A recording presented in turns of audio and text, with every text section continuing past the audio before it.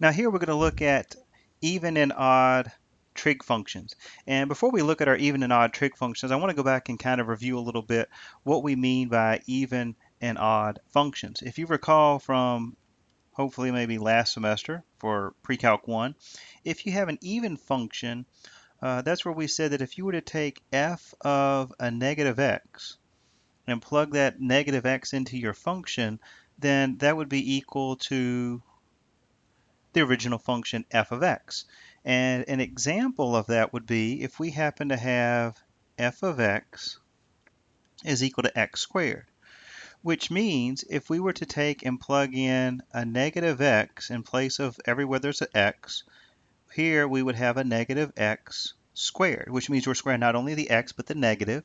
And if we do that, that would be equal to x squared. So this is an even function because this is equal to the original function. Even if we plug a negative x into it, we get the original function. So therefore we end up with an even function because that means f of negative x equals f of x. Then if we were to look at an odd function, that means that if you take f of negative x, that's going to be equal to the opposite of, or the negative of, your original function. So once again here, if we were to look at, let's say our function was f of x equals x cubed. So here, if we plug in our negative, if we plug a negative x in, we would get a negative x cubed. And if we simplify this, because we're cubing a negative, that's going to still be negative because 3 negatives would still be negative, so we have a negative x cubed. So if you notice, this here is equal to the negative or the opposite of the original function, which would be a minus x cubed. So there's the difference with your even and odd functions. So hopefully this is somewhat a refresher or reminding you of what we covered last semester. So here we're looking at the exact same thing, but now we want to apply this to our trig functions. So if we start out with our trig function here, I'm going to start with the functions that are going to be even. Now this is going to be a little bit easier because we only have our 6 trig functions, so basically you can memorize which ones are even. And we're only going to have 2 that are even, and that is the cosine. So that means if we take the cosine of a negative angle theta, that will be equal to the cosine of theta. And the other one you would probably think would be its reciprocal, which is the secant. So if we were to take the secant of a negative angle, that's going to be equal to the same thing if we simply took the secant of the positive angle. And these are the only 2 trig functions that are even. The other 4, which I'll cover in just a minute, they're going to be odd. So if you remember these 2, you know that they're even. Everything else is going to be an odd trig function. So what this really means, for an example, if we were to take the cosine of a negative 45 degrees, and I'll use degrees so you can see this a little bit easier than using radians. We certainly could have said negative pi over 4. But cosine of negative 45 degrees, based on this, is going to be equal to the cosine of a positive 45 degrees. Okay, well, if we look at this from your circle, if we notice here we have a negative 45 degrees, which is here. And then if we look at a positive 45 degrees, it's in the first quadrant. And we want to look at what is the location of each of these points. Well, at a negative 45 degrees, we would have here the square root of 2 over 2, positive x, and then we'd have a negative square root of 2 over 2 for our y value. So keep in mind here we have, this is our x, this is our y. And the point up here, they would both be positive, square root of 2 over 2, because they're in the first quadrant. So if we're looking at the cosine of a negative 45 degrees, the cosine is our x value. So that means we're looking at this square root of 2 over 2.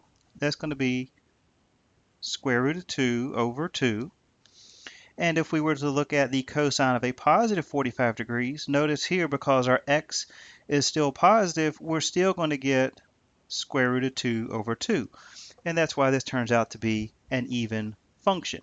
And that's because to get to this x value here, we're going in the positive x direction.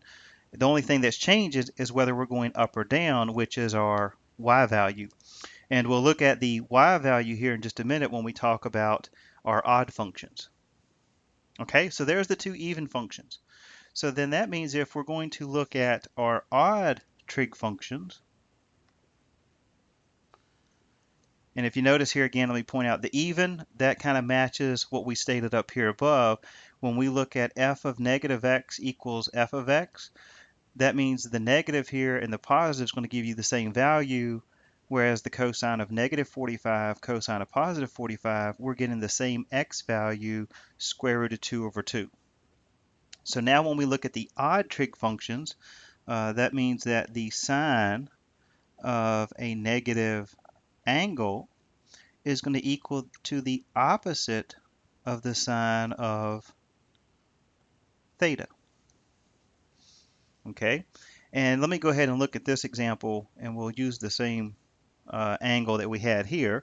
So what this is indicating is if we were to take, let's say, the sine of, we'll use the same negative 45 degrees, if that's going to be equal to the opposite of the sine of a 45 degree angle.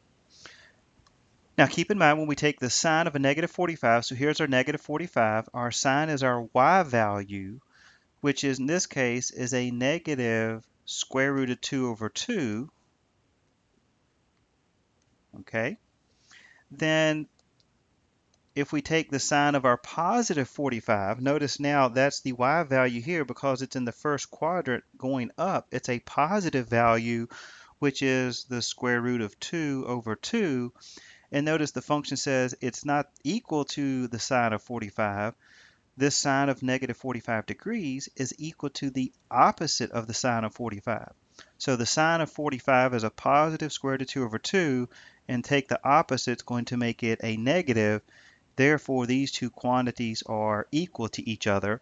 And once again, you can see that because here one is up and one is down, clearly you're going to have opposite signs. And that fits into our description that we talked about right here, where we said that if you plug in the f of a negative x, that's going to equal to the negative or the opposite of the original function. So this is your other odd function. And then, of course, if the sine is an odd function, you would think that the one that is the reciprocal, which would be the cosecant, is also going to be an odd function. So that means the cosecant of a negative angle is going to be equal to the opposite of the cosecant of theta. Okay, and then of course we would have your tangent, and that would be equal to, so the tangent of opposite of theta would be equal to the negative tangent of theta.